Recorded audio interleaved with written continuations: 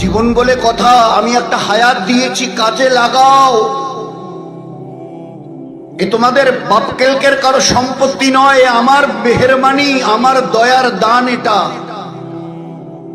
যাকে যতটা দিয়েছি, দিতে চেয়েছি, এটা আমার মেহেরবানি। এতে আমাদের কারো কোনো দখল নেই। সে ফুটপাতের ভিক মাংনেওয়ালা হোক আর রাস কুর্সিতে बैठनेওয়ালা হোক,